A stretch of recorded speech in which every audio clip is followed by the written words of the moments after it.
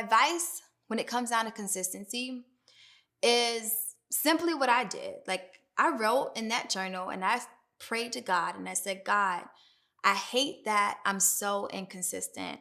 I get so angry with myself that I can start something and then fall off. Like I'm tired of being the next weekend girl.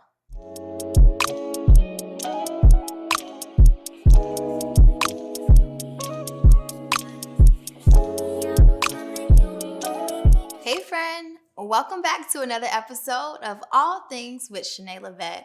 I am your host, Chanae Lavette, and we get into all things lifestyle, wellness, and faith. But today, girl, we are hitting up wellness as much as possible that we could get into in a 30-minute episode, okay? This has by far, if you have been following me at all, you know that my weight loss journey is something that has changed my life, really. And it's brought a lot of people, I would say, to me, and I've been able to inspire tons and tons of women through my story. So today, I want to share with you a little bit about how I was able to lose 83 pounds and counting, because I'm still getting it in, okay? But I want to just share with you some guiding principles that really, got me to the place that I am today. And so I'll start off with just talking about a little bit about my experience with weight in general. And for as long as I can remember, right? Like I was overweight for whether it was my age or overweight for the BMI, whatever the case may be. But it impacted me so very much. Like, I cannot tell you how often I cried, how often I just prayed to God, like, God, why can't I accomplish this thing that I know I want to accomplish? And I won't spend much time getting into maybe some of the unhealthy messages that I told myself and unhealthy messages that society told me, or even friends and family about size and body, because girl, we can get into that, I don't know, for hours. But I'll just talk and share with you a little bit about how it affected me.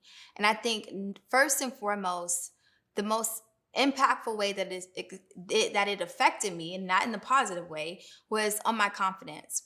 And so now when I run into people, often they'll be like, oh my gosh, you were so shy when you was younger, and look at you now, and look at all these things that you've accomplished and you're doing. And I say to them that, maybe it wasn't that I was really shy when I was younger. It really was that I was insecure. And I think that's what my struggle with weight did for me. It caused me to be insecure, to second guess myself. Instead of walking confidently and boldly and being able to address rooms like maybe I imagined I could be, I instead found myself really just worried about my body and how it looks, and if my arms were going to be too fat, if it was on screen, and this, that, and the third, all these things that just flooded my mind. I believe that when things happen to you and struggles occur at a very young age in childhood, I believe that it happens because the enemy really do see something in you that is going to save or change or shape the world. And I believe that's what I was called to do. And if I did not discover or really discover my true self and get rid of the insecurities and get rid of the body consciousness and all the other things that I would do, I would not be able to be speaking to you today, honestly. But when it comes down to it, there are 3 things that I would say I really tapped into to get to this point. And no, before you ask, right? I'm not going to go into detail about nutrition and the actual physical movement of things, because that's so important, right? I know it is. That's how I was able to lose this weight naturally. It's because I ate in a caloric deficit and I moved my body consistently, and that allowed me to lose weight. But if I didn't first and foremost believe that I could do those things, I would have never done those things. And so I just want to share with you these three guiding principles that I think you absolutely need if you want to be successful on your wellness journey. And so, again, number one, you gotta believe it, girl. Like you really do. I have this journal that I would write in. Honestly, I journaled probably my whole life, but there's this journal. It's about 10 years old from 2014, and I love to go back and read it because I think it is. It was a time in my life where I was intentionally documenting my weight loss journey and intentionally just pouring out my heart on pages for God to read back, I guess, because that's who I was writing to. I was literally writing to Him. And there is a entry from about October of 2014 where I share how I was so frustrated with myself about how I was so inconsistent in my life and how I really, really just wanted to be consistent. I fast forward a couple of pages and I write, and I wrote in that journal another entry where I'm sharing how I cannot wait until the day that I'm able to impact women all over the world and let them know that pills and shakes and the quick fixes and even diet and exercise, none of it really matters if you don't have the strength of God. Hey, friend, I want to pause for a second just to thank you for being here. But there is a chance that you're here and not subscribed. So go ahead and click on that button for me. I'd really appreciate it. But that's really not why I'm here. I'm here because I want to ask you a question. Are you ready to start this year with passion, purpose, and an unstoppable vision? Then I want you to join me at Envision Me Conference 2025, taking place January 10th through 12th at the luxurious Del Mar Hotel in Fort Lauderdale, Florida. So picture this. You are surrounded by like-minded souls, all engaged in empowering workshops and being inspired by power pack speakers. Sis, at Envision Me Conference 2025, we are making the whole woman whole. That's mind, body, and spirit. So whether you are considering doing a career move, or you need some help crushing those wellness goals, or maybe you just need some good old soul care, Envision Me Conference has exactly what you need. And I want you to run, don't walk. I want you to beat me there, don't meet me there at Envision Me Conference 2025. Tickets are on sale right now, but I don't want you to think of this as any old ticket. I want you to think of it as an investment in your future because the vision that God gave you depends on it. Let's get to them goals together. Visit envisionmeconference.com to purchase your ticket today. Now, back to the show. I was blown away when I read that because when I think about that time in my life, I actually wasn't that person. Like I wasn't that girl that was so confident. I wasn't that person that really, I guess, I won't say believe because apparently I did believe enough to write it down. But it's crazy how I was really speaking about the me now, even 10 years ago, right? And I told you before that I struggled with weight for as long as I remember. And so I look back at all those moments where it felt like I was in this battle. It felt like, I'm trapped in a body that, quite frankly, I'm not my happiest in. And I know that I have this potential to be something greater. So that's honestly what pushed me to not be complacent or just accept that, you know what? I'm big and I'm fabulous. And I would say that sometimes, but I don't think I really believe that. As much as I believe that I was going to be able to accomplish my goals of losing weight. And I get it. This may not be everybody's goals. There are some women who really do embrace their curves and at whatever size they are. I just wasn't that girl. I believed enough that I could be the girl who was able to say, you know what? Yes, I was overweight my whole life, but I don't have to be because I can actually take control over my mental. I can actually have the discipline. I can actually be consistent. Those were my beliefs. And so, even though I would say that I didn't always act a certain way, right? There was some distrust that was built between myself and myself because when you attempt to lose weight a few times or quite a few times like me, and you stop, you go, you start over again, you fall off, after a while you could start to lose some confidence in yourself and lose confidence in what you are capable to do. But I'm so happy that all those false starts or all those restarts that I went through, I did not believe that that was me as a person. That might have been me in a moment, that might have been me at a phase in my life, but it wasn't the belief that, I was going to really subscribe to. And so that's first thing first. And I probably will get into nutrition and fitness in another episode, but I'm telling you, I can't get there yet. I can't get there if you don't get the basics. And the basics is really going to be your belief in yourself that you are actually capable of doing this thing. Now, the next thing is you're really gonna have to focus. And so I shared this on my page maybe a couple of days ago, right?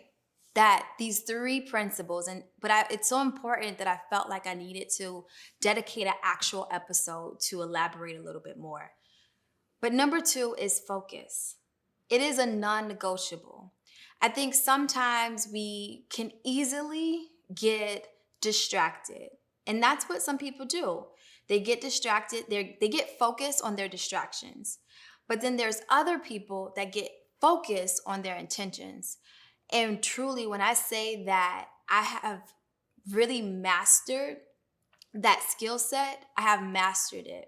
Because 10 years ago, when I wrote in that journal, you would think that a couple months later, I was going to be right there at my goal weight, but I was not, right? Because I really wasn't focused. And so, what I think God did for me in that moment was that He's like, all right, I hear you, Chanae. I'm going to figure out a way to give you a few assignments to allow you to get your discipline up. So that way, when you do get ready to really go at your weight loss journey again, you will be able to actually accomplish it. And so at that time, while I was praying for success in my weight loss journey, He actually allowed me to start law school. And the amount of focus and the amount of discipline that I would say I had to bring to the table to be successful in law school really is something that I now pull on, or I pulled on through my weight loss journey. So, there's some people that say, like, I'm not this or I'm not that. No, you are. You're a very focused person. You just got to choose which type of focused person are you? Like, are you focusing on your intentions? Are you focusing on distractions? And when it comes down to weight loss, you got to make a decision. You got to really, really decide that I am doing this thing, no if, no ands, no buts. I'm not choosing. I'm not making a choice. I'm making a decision, a covenant with myself. And so that means that I might not be able to do brunch with the girls because it's too early on and I don't really have the control like I should have. So I'm going to focus on preparing my own meals. I'm going to focus on making sure that I'm going to the gym at 5 a.m. That means I got to get, to bed a little earlier. So I can't hang out with the girls at night. So when you are in this season, when you are really, really dedicated and you've made a decision, you're going to have to also make some compromises and you're going to have to make some sacrifices too. And not everybody's journey is the same. But if you're anything like me, where somebody give you an inch, you'll take a mile, you probably need to just operate with some parameters right now. Because I think it's really, really important early on, if this is something you're serious about, you have to put the blinders up. Now, number three, which is something that I get all the time. People ask this all the time on my Instagram, or comment all the time on my Instagram about this, and that's consistency. They'll say, man, like I'm just not a consistent person. I cannot be consistent. I'll fall off here and there. And so my advice when it comes down to consistency is simply what I did. Like I wrote in that journal and I prayed to God and I said, God, I hate that I'm so inconsistent. I get so angry with myself that I can start something and then fall off. Like I'm tired of being the next weekend girl. That's literally what I said. Like I'm tired of being the girl that says, oh, I'm going to do that next weekend. And then next weekend comes and I never start. And so I believe that God really saw my heart and he understood my cry and he responded. Not in the way, again, that I wanted him to respond because it wasn't overnight. It's 10 years later and I'm here. And I'm just now, for the last 2.5 years, maintaining this weight that I'm at. So it took me quite a long time to get here. And that's because same way when it came down to being focused and being disciplined, he allowed me to have different assignments that built up that consistency in me. My dad will often say, like, consistency is the key to success in life, like for everything, right? And it works for your favor and it works for the bad too. And so everybody's consistent. You're consistent in something. And whether that something is benefiting you or not, you're consistent. And so it's not a matter of situation of saying like, oh, I'm not consistent. You are, sis. You are. You got to choose what kind of person you're going to be consistent or what things you're going to be consistent in. Because if you want to be a person who sleeps in and don't move and eat whatever they want consistently, those habits will get you to a consistent goal of, probably because I know everybody's body different, but probably being unhappy or overweight if those things are important to you, because that's what I was, right? Like I wanted to be something else, but my habits and the consistency in my life was not breeding that. And so you have to really just think to yourself, what am I doing now? What habits am I creating now in my world that's going to breed the result that I want to bring forth? So those three principles right there, 1, 2, 3. If you don't have those three, then 9 times out of 10, it's going to be very, very difficult for you to be successful in your weight loss journey. But the one that trumps them all, beats it all any day, all day, is gonna be locking in to God. Like really, really, really, the life-changing, I don't want to say event, but what really shifted my mind and my thought process throughout all the many failed attempts to lose weight was really when I connected my fitness to my faith. It was at that moment that things kind of hit me like, Eureka, why would I be seeking advice from all these people about this and that and trying to get this pill and that shake or whatever the case may be, when I can go to the ultimate source who created everything under this world, under this universe, every single thing around us. You have the answer to it. I have a direct line of communication with him. Why am I not going to the source to help me with this problem? And so that's what I want to ask you. Why aren't you going to the source? Right? Like, go directly to God to get the answers to the problems that you want to solve in your life. And that's what I did. That is honestly how I lost 83 pounds. Like, I know it sounds crazy and it sounds like fluff, but I promise you it's not. This is truly, truly how I was able to lose weight. I started to look at Jesus as my trainer. Like, I was in the gym and I would say to myself, like, God, like, you really are my trainer. Like I would mentally tell myself he's coaching me because that's what he is doing. That's what I found throughout my relationship with him. So I think it's so important to really ask God to connect you to the resources, the people, the whatever you need, the assignments that's going to allow you to build up the stamina, the discipline, the consistency to be able to reach your goals. Now, I'm not going to leave you completely hanging, right? I'm going to give you just a little bit more as to some of the tangible things that I did to lose weight. I for sure I had to stop, really with the stop and go thing. The reality is that all the other times that I attempted to lose weight, I probably wasn't in a place where I was going to be successful. So for example, when I first started to lose weight this time around, or I attempted to lose weight this time around, it was right after my son was born. And I was kind of like in this place of I want to just get back to what I used to be. And I'm trying to drop 50 pounds, whatever the case may be. But I wanted it so bad. But the reality was my son wasn't sleeping through the night, which means I wasn't sleeping through the night. I had to feed him. I was breastfeeding at the time. I wasn't getting any sleep. I was still a full-time attorney trying to work throughout the day too. Why did I think it was going to be realistic for me to wake up at 5 a.m. and go to the gym? And so I was attempting to do these things that just did not work for my environment at that time.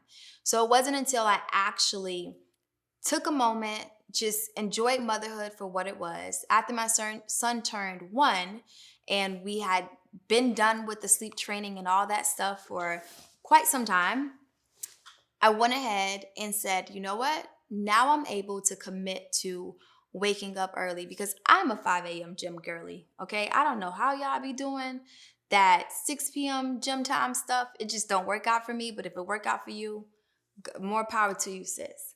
But it ain't for me. But I knew that if I'm going to really do this thing, I have to do it where I'm waking up early. It's done. I don't have no excuse. It's out the way. And so once my son, like I said, started sleeping through the night, I didn't have all those distractions like I was before. I was able to really dedicate and then focus my energy to accomplishing this goal.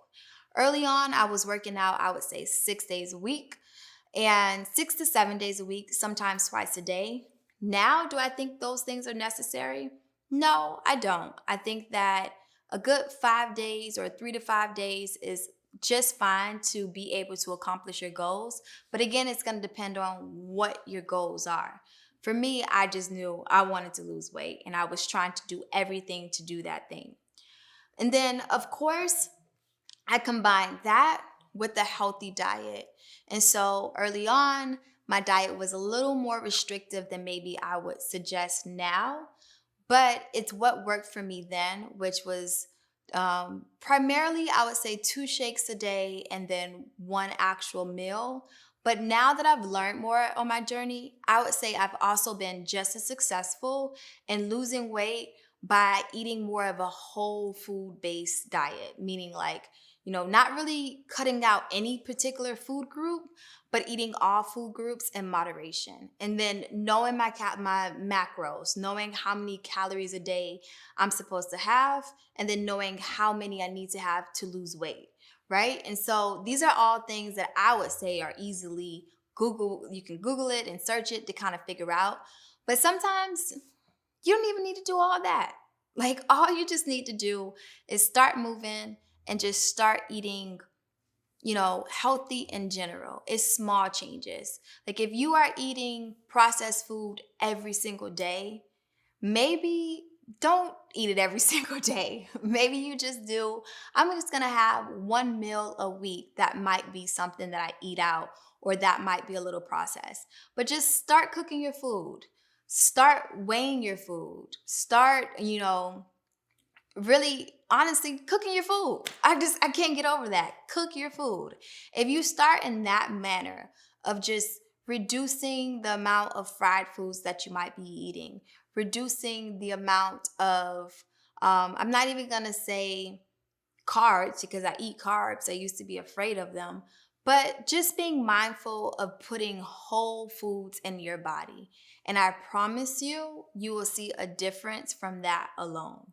Now, I know there's some girls that's like, but I can't make it to the gym. That's fine too. I think there's plenty of other options for you. Before I was in anybody's gym, anybody's, I used to be in my living room on YouTube doing my fitness blender workouts and any other free workouts on YouTube. Trust me, use the resources that you have. If the excuse is, I don't have enough money, sis, there's so many free resources. I promise you, again, YouTube University, it will teach you anything you want to know for free.